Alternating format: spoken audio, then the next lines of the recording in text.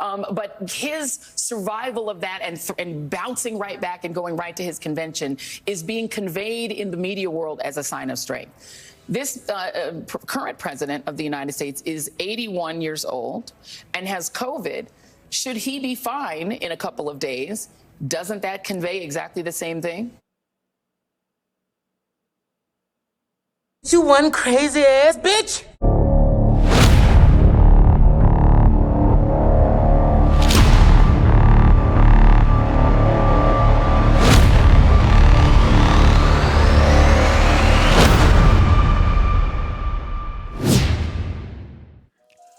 What's going on, everybody? Hope you guys are all doing well. Welcome to my channel, Model Renaissance Man. I am Ty Smith.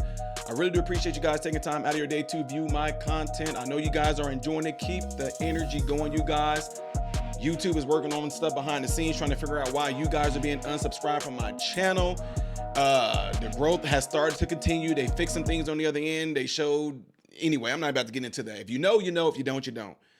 Make sure you follow me on all the platforms above and below, and hitting that like button right there will continuously have my content recommended to you and shown to you. So I appreciate that. Last but not least, double check and make sure that you are subscribed. If it's your first time viewing, consider subscribing after you've checked my channel out. All right.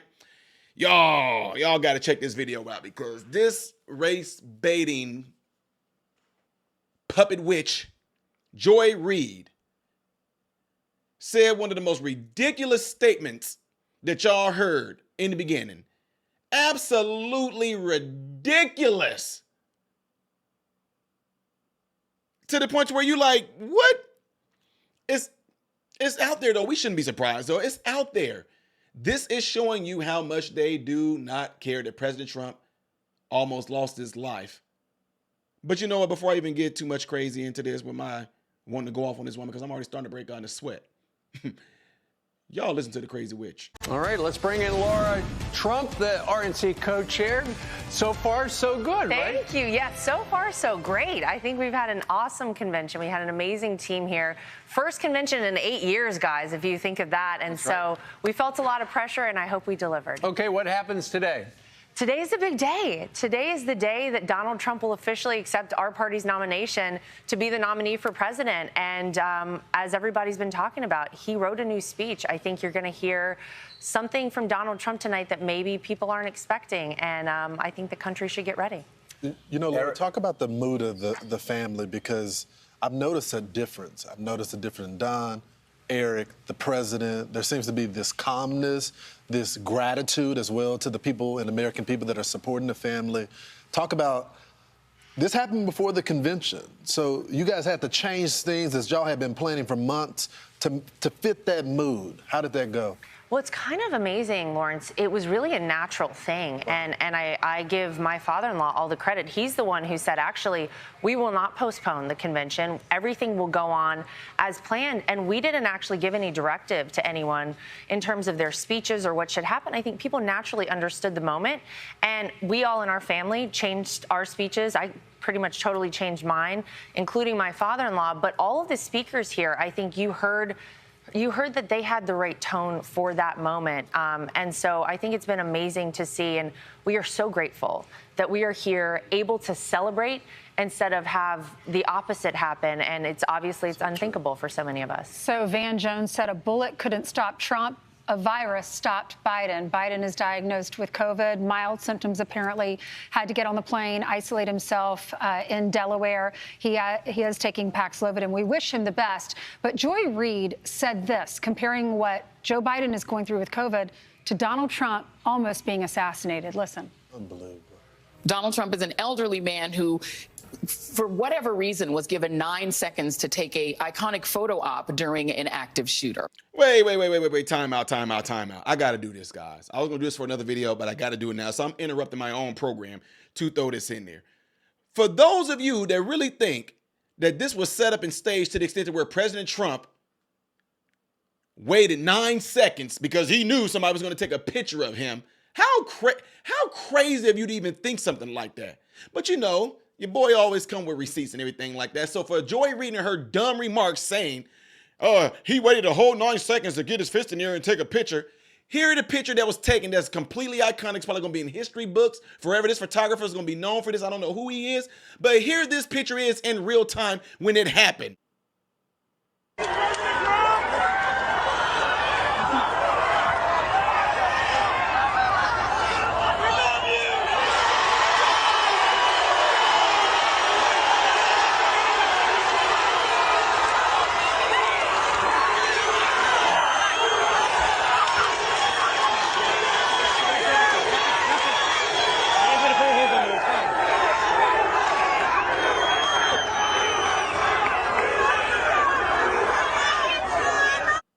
Huh? Did the photographer go, President Trump, hold on for a second. Hold the fist. Hold it. No. He has his camera on the shutter speed just constantly and just happened to catch that. No freaking 9 seconds so he can pose for a picture? That's ridiculous. Back to what I was saying. Situation. Weird situation. We'll figure that out one day. But his survival of that and bouncing right back and going right to his convention is being conveyed in the media world as a sign of strength. This current president of the United States is 81 years old and has COVID. Should he be fine in a couple of days, doesn't that convey exactly the same thing? That he's strong enough, older than Trump, to have gotten something that used to really be fatal to people his age. Exactly the same thing, Laura. That's honestly, it's unbelievable. It's disgusting. Someone tried to kill my father-in-law. There was a bullet that came within millimeters of taking his life. Those two things are completely unrelated, obviously. And it wasn't just that people are trying to make it look like strength. That was strength. That was a moment Donald Trump knew he had to get up and not just get up and walk off stage, but put his fist in the air for the country to say we will be okay, to show our adversaries around the world America is not weak. When I am back in office, you will see strength from the United States again. That is absolutely. But it made it sound like she was suggesting that the Secret Service gave him 9 seconds for that iconic absurd, photo. Steve. It's absolutely absurd. He got up. He had to get ushered off the stage, hustled off by Secret Service, and he took 1 second to pump his fist to the crowd and to the United States of America. It's ridiculous. So, I mean, by the way, they maybe pulled the wrong show off the air. Maybe Morning Joe should have left. And talk maybe about lowering the temperature. Yeah, it's unbelievable how irresponsible. I just think you turn off the American people. It's not about. I can't put it into words. So, at the same time that you guys are coming together, by all reports, and this is even Charles Blow in the New York Times, the most radical left-wing columnist, even notices this. As you guys come together, I've never seen any party fall apart like this, literally fall apart. I don't know if you've been following it because you're so busy, as well as speaking, but President Biden now has all the leadership telling him to drop out. He has done interview after interview, and each time he's screwing up, including forgetting the Secretary of Defense's name and the Supreme Court justice he appointed. And now you have a situation where I am not sure today who your father-in-law will be facing in November. Yeah, well, and quite frankly, to us at the RNC and Trump campaign, it doesn't really matter. Whether it's Joe Biden, whether it's Kamala Harris, who, by the way, is the only person who can actually inherit the money that they've raised for their campaign, or anyone else, our message will continue to be, you had 4 years of Donald Trump. You have to look back at how he impacted your life, at how much better off you truly were. And he is laying out a vision for the future of this country that includes all Americans, to make all Americans' lives better. So we will continue to echo that message across the country. I believe Joe Biden also forgot that a Secret Service director is actually a woman and not a man. So he's got a lot of problems. He said, I've talked to him. I talk to him something like all the time. And but it is. He also forgot the Defense Secretary's name. Yes, they have a lot of problems. So, I would say I've never seen the Republican Party this unified. Are you worried about who you might face, being that there's such an unknown? Could it be Mark Kelly, Governor Shapiro? Is it going to be Kamala Harris? I'm sure whoever they are thinking may take up that spot. They have put a lot of strategy behind it, but I don't think it matters. I think whenever you see that it feels like God spared Donald Trump's life for a reason, he has certainly given him another opportunity here. And I think the American people see that. I think Donald Trump felt that. I think you'll hear that tonight in his speech. And I think as this campaign goes on, it will become more and more apparent to even people who maybe never gave Donald Trump a chance that this is the person who needs to lead our country. And so it really doesn't matter, Brian, who they put up. So, Laura, what do you think is going behind the scenes? It looks like Barack Obama and Nancy Pelosi are leading the charge behind the scenes. Apparently, Nancy Pelosi said in a private a private conversation with Biden that the polling shows that the president cannot defeat Trump and that Biden could destroy Democrats' chances of winning the House in November and continue, if he continues to seek a second term.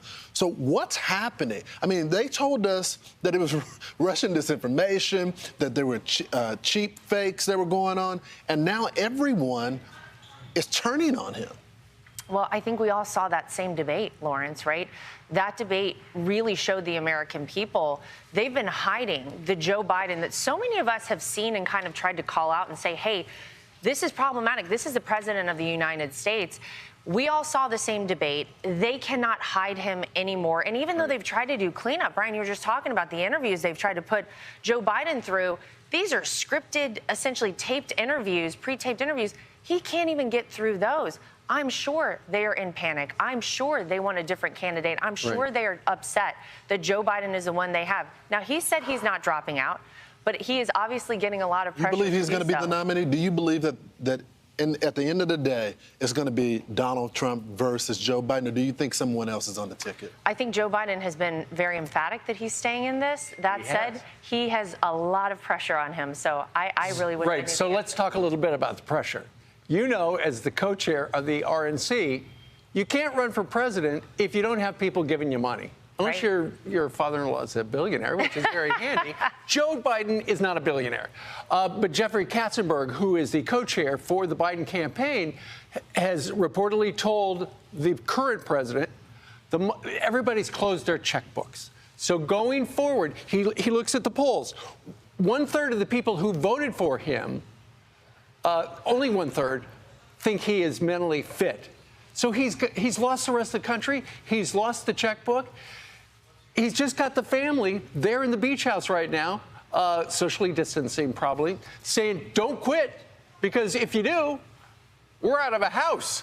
Yeah, and that's very problematic, Steve, for the country, because we should want people in office and people leading this country who actually have the best interests of America at heart. And it really feels right now to a lot of people like the only reason Joe Biden is continuing on and the only reason that anyone would think that he is a person who should be president is maybe for their own fulfillment. And maybe this is a family issue protect and not the about family. the country. Correct. And that's a big problem. Have you seen the president's speech, the new speech?